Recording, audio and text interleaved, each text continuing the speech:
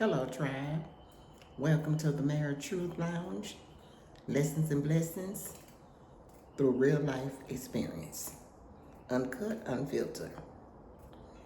And I've just came on today to drop some more marriage truth, the Marriage Truth Lounge nuggets in you guys' spirit. Just came from my job meeting. By the time, which is this is a Sunday morning, so I'm pre-recording this because by me working through the week, I don't really have time to be doing so much because I try when I get off of work, I try to get to the gym. So I just go ahead, use my weekends to pre-record and to get my content out so I can get it to you guys on time. Because remember I said it's gonna be Wednesdays, and Fridays, and in between I'll be uploading my shorts and telling. I think I'm going to use Friday for story time, but today is going to be a story time. I want to begin to tell you about the 5 different husbands I was married to. Well, I'm still married. My 5th marriage I'm married, but I'm going to tell you about the 4 different ones. I'm going to start that series. I haven't thought of a title yet for it, but I'm going to tell you about the first husband. His name was Carlton Wilson, and I had 2 children from him, 2 children by him. Sabrina. She was my oldest daughter. She passed in 2008. She the one brought me here to Atlanta, Georgia, and a lot of the streets and everything, the back roads I drive on, because I don't drive on the highway.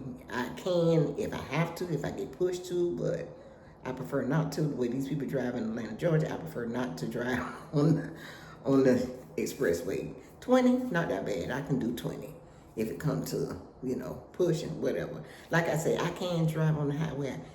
I really can. I'm not scared of me. I know I'm a good driver, but these other people that drive, oh God, the way they do on the regular back roads, I can imagine what they do on the highways. They be flying down the back streets fast like they're on the expressway, so I can imagine what they do when they get on the highway. But she the one showed me around Atlanta and everything. She was I had her when I was 18, and we kind of grew up like we was. She always respected me and honored me. She know I was her mom, but we was more like sisters. You seen her, you seen me. You seen me, you seen her. We was pretty much inseparable. So when she passed, she passed right here in Atlanta, Georgia at Grady. But and then I had a son from him, which he's a junior, Carlton Wilson Jr. As you know, he is still incarcerated. I told you about my son. He's still is sitting there trying to get his paperwork in order, filing motions after motions, but he's still in good spirit, doing well, and we do talk regularly. But so he was, he I don't know if y'all remember that singer from, I forgot the name of the group called, I think, Kool and the Gang. He was my children's father looked just like that guy from the lead singer, Kool and the Gang. He looked like him, but only he was very light, very high, light-skinned guy with freckles, and he was, oh God, dressed good, back then, I was young, and when you're young, you want the good-looking guy, and the ones that all the girls want, and he was that type. I'll never forget, I think one of my, when I was a teenager, I think me and him met when I was like in the 9th, 10th, I think the 10th grade or something like that. But anyway, I had a promise ring that a guy liked me gave me, and I used to wear it. He just, we wasn't in no committed relationship, nothing like that, but he just wanted me to have that ring, and some of he liked me a lot, and so he said, oh, I bet you I can make you take off that ring and all this kind of stuff. And I messed around with him. We talked, and I used to go over his house for dinner and all this kind of stuff, and I think one day, it was so long ago, we ended up getting married. We messed around so much, you know. He go to my house, he come to my house, I come to his house, and then, but he was a ladies man. He really was a ladies man. But then he's, you know, I think later after we got married, he started drinking, and then when he wanted to get drunk and stuff, he wanted to fight and beat on you and all that kind of stuff. So hey, I was in a domestic violence relationship, and I think I told the story on one of my videos where he had got drunk one particular night and gave me a black eye and all that kind of stuff. And you know something about a black woman, when we get mad, we love to clean. We clean. This therapy for us. And I cleaned, and he had passed out on the living room floor. And I cleaned the whole kitchen. I swept up, cleaning up the kitchen, basically cleaning up the mess he had made from trying to cook food and all that kind of stuff. And I swept out the kitchen, I swept out the living room, and I just had all that trash, little bits of trash. And I just opened up his behind and put the trash in there and glued it up together and put the glue on top of it like I was making a darn sandwich. I sure did. My family called him glued in the ass. And I left. I left and went to my mama's house, and when he woke up, he was screaming and hollering. That's what I heard. Oh, Tanya, I know you did this. Why you did this to me? I didn't care, because I knew I wasn't coming back. I wasn't going to let you make a punching bag out of me. I wasn't going to do it. So he sent the police to my house talking about I stole his. Now, mind me, he was in there drunk, trying to fry chicken and all that kind of stuff.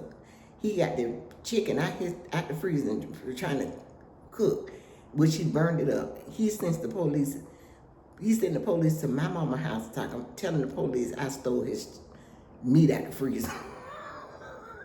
What kind of foolishness is that?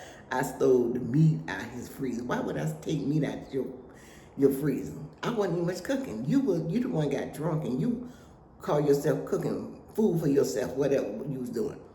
And then before he passed out, and when I told him about, you burning the house down, look all this smoke and stuff, and he gonna start punching me and stuff, and you think he was gonna get away with it? No, I tried it, and he had to end up going to the emergency room, but I don't care. I really didn't care. So I never looked back. I think me and his marriage lasted, we was married probably maybe about a year at the most, because I think I got married when I was 19, and I probably, by the time before I got 20, 21, I was gone. I really was gone. I really, really was gone. So that was the end of that marriage. And like I say, I learned out of that marriage, never be with someone that's gonna lay their hands on you. And I learned that never, but never gonna be with somebody that's gonna lay their hands on you. And never be with somebody that drink and do all that drinking and smoking and all that kind of stuff. So he smoked the cigarettes, then he smoked, and then he drank. He would start early in the morning. When he go to his job, he had a mug in his hand. You think it's coffee, but it's not coffee. It was beer, or either it was liquor. By the time noon came, he was all on the job, slurring, talking loud to people, talking trash, all that kind. He continued doing that until he ended up getting fired. He worked in this grocery store in Fort Lauderdale, Florida, on 6th Trunk called Bass Brothers.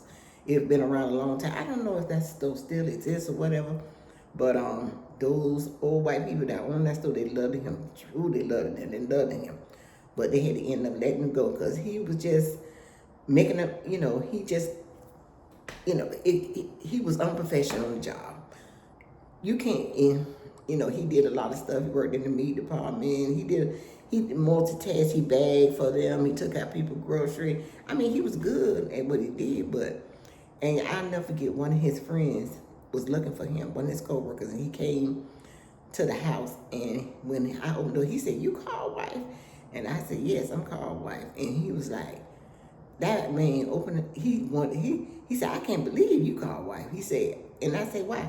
He said, cause the way he carried on, I thought his wife would be like, basically, he was saying, I thought his wife would be a drunk too. But he was surprised. He was surprised.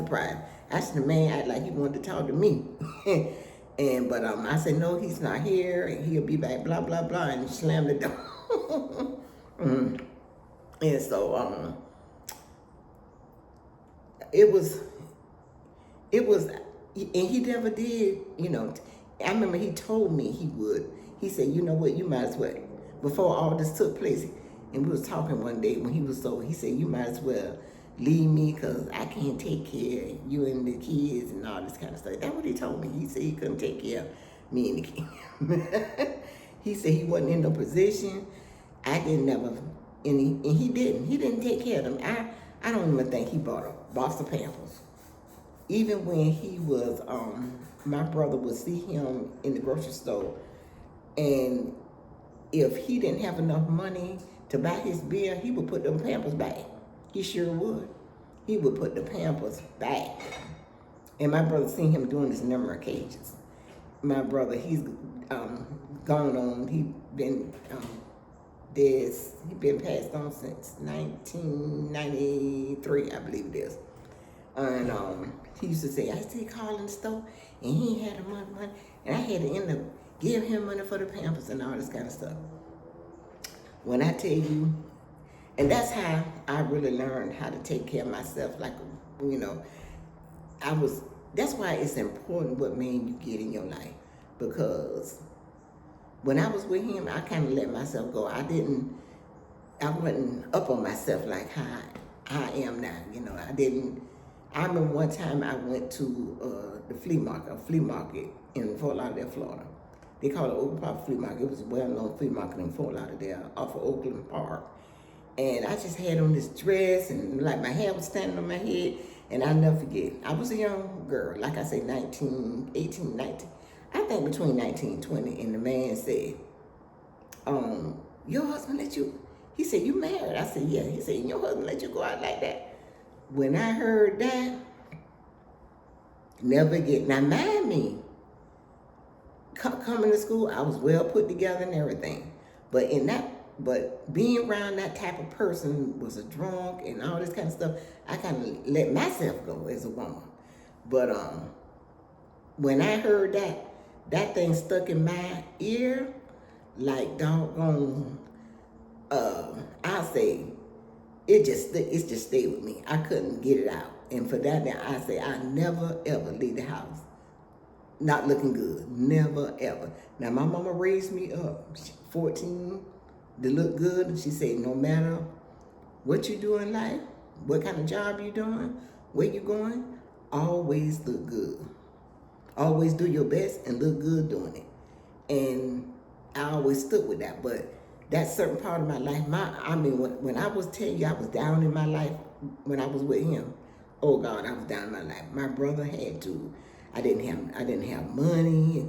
My brother had to pay for me to get because back then Jerry curl. So he said, well, I'm gonna pay for you to get your first Jerry curl, and he did. He paid for me to get my first Jerry curl. That's why I'm tell women, do not be around with men that don't want you to look good. If that man don't want you to look good, he got a problem with you looking good, that's the wrong type of man. The wrong type of man that if he tell you, oh, you don't need to do this, you don't need to do that, because you know what? Why he doggone telling you don't need to do this and do that, he looking at the woman got everything. He looking at the next woman who got everything that he telling you not to do. A lot of these men tell you not to do all that because they don't want nobody looking at you. And if you really love that person, if you really love that person, the woman, if you really love that person, you is not gonna pay that any attention, because men could tell you all kind of stuff. Men would tell you all kind of stuff to get them, to get you to lay with them. Because I truly believe when men first meet you, their first intention is to lay with you. That's all they see. They see, that's their first intentions they see is to lay with you. And I'm not gonna say all of them like that, but I believe 90% of them like that. I surely do. Now, Hey, y'all think I'm wrong? Leave it in the comments. I would like to hear what you all got to say. But like I say, when a man first meets you, he thinking of sex, sex, sex, sex. And especially if you guys revealing stuff. And that's another thing, women. That's a whole nother video in itself. Stop revealing. Stop showing these men what you got. They don't need to see all that. One thing I like about the Muslim religion, those women are them women are covered up, and trust me, I know that there's a lot of them women got nice figures and everything, but it's just for their husband. It's just for their husband eyes only. When you see them in the street, you don't see them nothing but the white of their eyes. And what's the other religion where they cover all? It's a whole bunch of them covered up, and I like that about them because one thing, nobody don't disrespect men. You don't never hear about Muslim women being raped and killed and all that kind of stuff. You never hear that. You never hear that. Never. You don't hear it. It might happen, but I ain't never heard it. I really haven't. Because they don't go revealing stuff. Us Americans, we want to let it hang out. We want to show titties. We want to show butt. I was in the store yesterday. I went in Rainbow, one of my favorite little stores, to go in to get little things, work out little gear and under tank tops to put under my clothes and stuff like that. As it getting cold, so the one little stuff, they have nice little, reasonable outfits you can get. Put stuff on there with all this stuff. I was in there. It was this girl probably about 500 pounds, and don't you know she has some short with all her butt cheeks out. And then and then these same women talking about they can't find no good men. Ain't no man gonna be approaching you looking like that. You ain't gonna get nothing but trash. People treat you how you look. People treat you how, that can be a good thing, can be a bad thing. Because you know what? A lot of people walk around dressed up in nice clothes and in suits and everything. They wicked as wicked. They got wicked hearts and they can do anything. When I think about this serial killer named Ted Bundy, he used to always wear suits and everything. They say he was the man that you would want your daughter to marry, and he was killing women right and left. Every night he was going out, killing people, killing women and stuff. And they say he was a perfect gentleman, all that kind of stuff. Oh God. But and I just read a story the other day where this girl, 19, she went to visit her father. It came up on in my Facebook feed, and then she stopped and got some gas, and then they said next thing you know, she went behind the Dollar General walking and showing her. She was talking to some guy, and then she got in on the other side, and next thing she know, she was found dead, naked. So I don't know if somebody she know or somebody never know. You just have to, like I said, do stuff in the daytime as much as possible. Do all your running around in the daytime, and be careful where you go anyway. You can't be going to get gas any place where you see gas. I have special places where I go and get gas. And most of the time, I don't even much pump my own gas. I bring my nephew with me. We pump the gas and be done with it. Yeah, get it in the daytime. That's why I monitor your gas gauge so you can get your gas in the daytime. Try to do everything, grocery shopping, whatever you're gonna do, run around, work out, all that. Day. Not saying stuff can't happen in the day, but it's more slim chance of happening in the day than night, because people like to hide behind the night to do their little crimes and stuff. So, just try to do much as you can in the daytime. Hey, I don't come out at night. I'm sorry. I ain't coming out nobody's house, nothing at night if I don't have to. If I ain't going to work, oh goodness, this thing is shaking, Lord. But Carlton Wilson was something. Every time you seen him, he had a cup in his hand. A cup, everybody know him. A cup in his hand every time you see him. And he had a best friend named Calvin. They up to always be together, laughing and drinking and dancing, and they would crash somebody. They're looking for a party to crash at all times. Always looking for a party to crash. I tell you, and you know what? He got that drinking from his dad, his father, because his father was a drinker as well. So his father began to give him alcohol at a young age. So it developed in him coming up as a teenager, and then it rolled over into adulthood.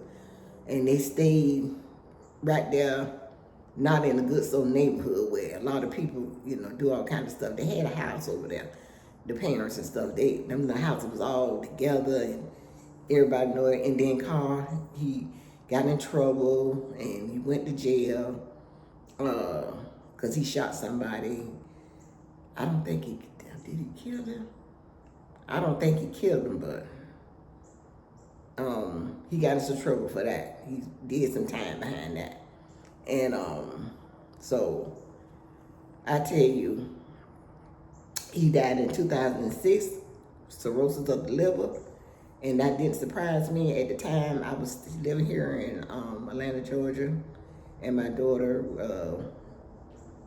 we flew her out. We flew her out to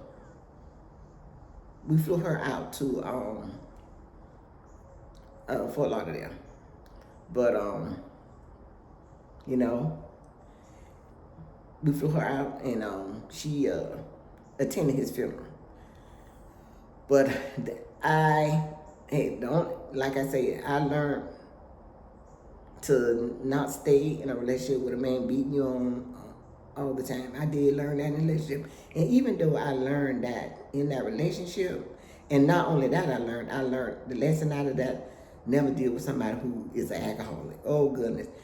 My granddad always used to say, you can't have no with a drunkard and a gambler. He did say that. And how did I forget that one? Sometimes you got lessons that you've been taught, but sometimes when you meet people and you really like them, you just kind of avoid the red flags, because I seen the drink before I married him. But hey, looking over the red flags, do not look over those red flags. It's very important for you to pay attention to those red flags. When people show you who they are, believe them. I'm going to say it again. When people show you who they are, believe them. And do not ignore the red flags. And Carlton had a lot of things going on with him. I end up getting gonorrhea from him, all this kind of, oh my God. I end up getting gonorrhea, and no telling. When you can't mess with people because they don't be in their right mind. They get drunk, they be talking trash, and no telling who they go out there and lay up with and all this kind of stuff. And we was married when I got gonorrhea, so he was messing around with somebody else. You just have to leave all that alone. You just have to leave them. You just have to leave that. When you see them red flags, just back off. Just change the number, block them, do whatever you got to do. Just leave them alone. Just drop them like a bad habit. But guess what? Because they are a bad habit. And I had to get out that marriage. I had to. It wasn't no standing there trying to make that work. No, I know immediately as a young woman coming up, I had to get out of that marriage. I had to get out of there quick, fast, and in a hurry. So that's what I did. And like I say, I learned early. But even though I learned not to let a man, beat on me and stuff, I end up in one more relationship where, I went through domestic violence as well. And that was the last one. After that, never again. And I still was young, still in my 20s. But like I say, everything is a lesson and a blessing. And I will share with that later on down the line as well. Everything was a lesson and a blessing. And like I said, he did teach me how to cook a good eggplant. I didn't know nothing about eggplants. He showed me, he bought it one day, and he showed me, let me show you something. He showed me, he got in the kitchen, showed me and cut. He said, he cut it up, he cut it, left the skin on it, put it in some flour, fried it down. He the one showed me how to cook an eggplant.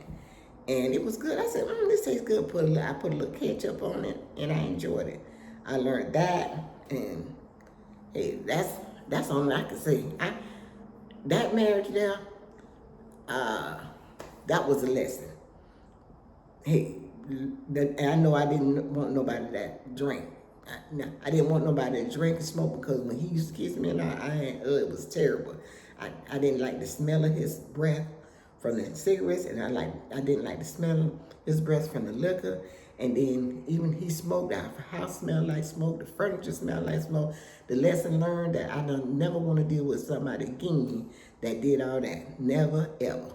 That turned me away. And I never, ever, after that marriage, I never, ever met a man that smoked it, drunk liquor and all that kind of stuff. Never, well, you know, I did, but they didn't smoke cigarettes. They, you know, they did other little things, but I didn't have to worry about nobody smoking in the house again. I never met nobody that smoked in the house and just get pissy drunk like that. You know, so I didn't get a divorce until I was like I said, in my early 20s, and I didn't get remarried again until I was like in about 32. So that was a long gap. When I tell you that was a long gap, it was a long gap. That was a long gap. And I just decided, but I did date it in between. I did date in between. And I dated my youngest daughter's father, which I knew him when he was little. He was little kids, and we grew up together. You know, I was, his mom and my mom was friends. She owned not owned it. She was the manager of a laundromat, but I'm not gonna go into that story right now. Hey, this is a little series I'm doing. So I got to I'm gonna break it all down for you so y'all know all my marriages. Cause I think I'm just giving you bits and pieces of this, so I'm trying to go in a row. This is the, oh, you know what I'm gonna call it? The 5 Marriages series. Yeah, I'm gonna call it the 5 Marriages, Lessons and Blessings series. That's a good one. And everybody like that title? Leave it in the comments and say Ashe. A-S-E. A-S-E. Ashe. And I'm also going to be talking about these different symbols what we wear here. The all-seeing eye, the eye of Horus, and the hand, which is for relationship protection. It's a name for it, but I can't think of it now. I think it's spelled M-A-N-S-A,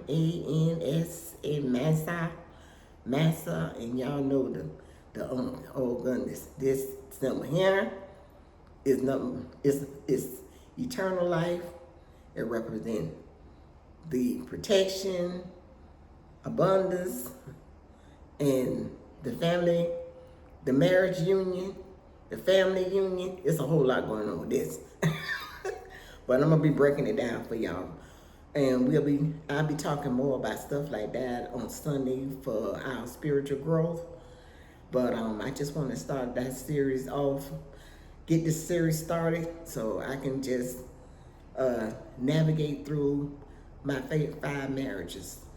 Like I said, I just came back from my store meeting, and I said to myself, you know what, let me not go home and get comfortable now, but let me just go home and do my video, get that out the way.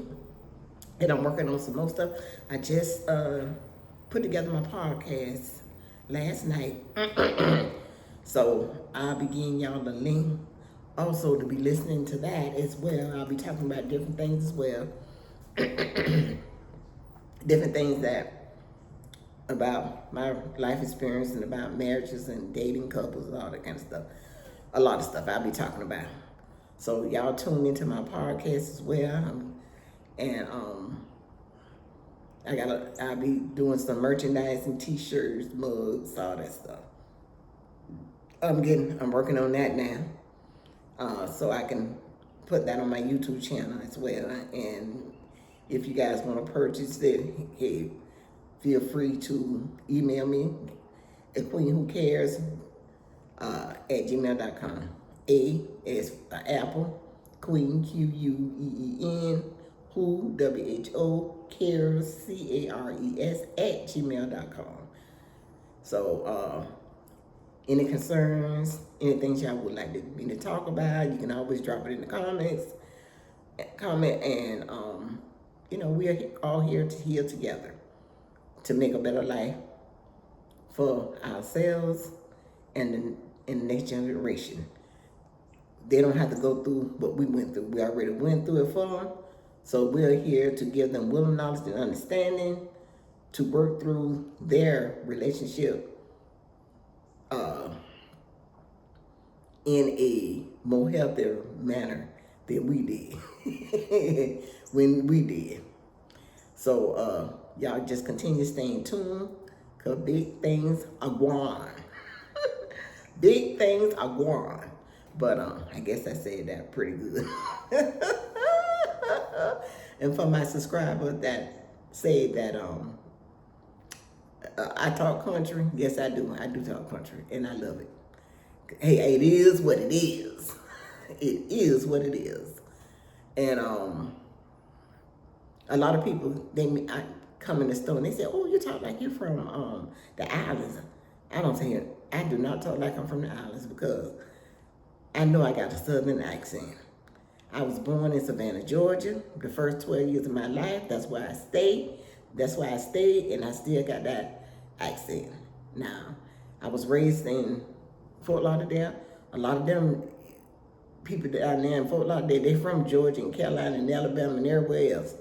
But I was raised around a whole bunch of Caribbean people, a whole bunch of Caribbean. A lot of my friends are Jamaican and Barbados and Bahamian and all that kind of stuff. So my kids, they went to school with a whole bunch of Jamaicans and all that stuff. So I know the culture very well. I can cook the food, look the part. Now everybody they think I'm from the Caribbean. They think I'm from everywhere but America. But it's all good. Whatever floats your boat, it's fine with me. But I'm gonna do another series as well on what your husband doesn't treasure, what your husband don't treasure, another man will.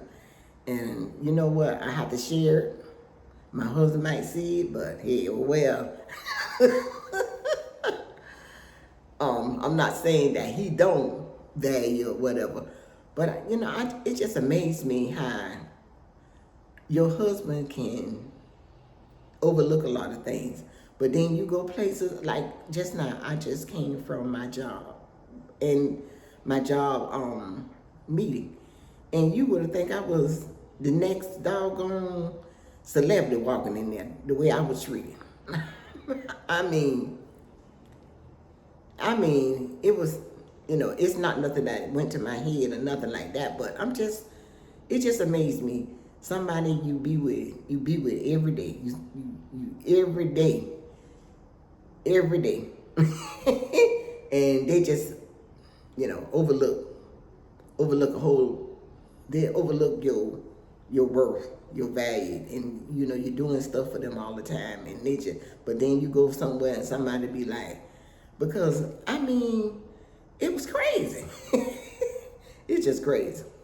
But oh well, that's life. And you know what? I am, like I say, I am happy that I finally found my niche. I can't say that enough, because I've been doing everything else and put my hands at everything else, going, like I say, going into doing different venues, going into this. But you know what? You got to do that, because Steve Harvey, I heard him on the radio yesterday evening. He was saying how he glad that this kind of business didn't work. Mark, I think that's what I don't know, where they sell all this stuff for your house and stuff. He said he did so much, and he had a stove, everything, but this right here, he said he don't much worry about it, because you know what, he been blessed so much that he forgot about all the failures. But you got to fail at things to get to your destiny. And you know what, this is my destiny. I truly, when you know, I know that this is my niche. I know why I've been through what I've been through, because it was meant that I was being reborn, rebirth, transformation. I was being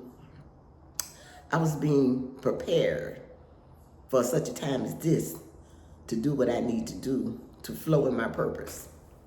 So you guys have a phenomenal day. The day that you look at this video, whatever day that I happen to upload it on, have a blessed and phenomenal day. Don't let nobody tell you what you can't do, because you can do all things.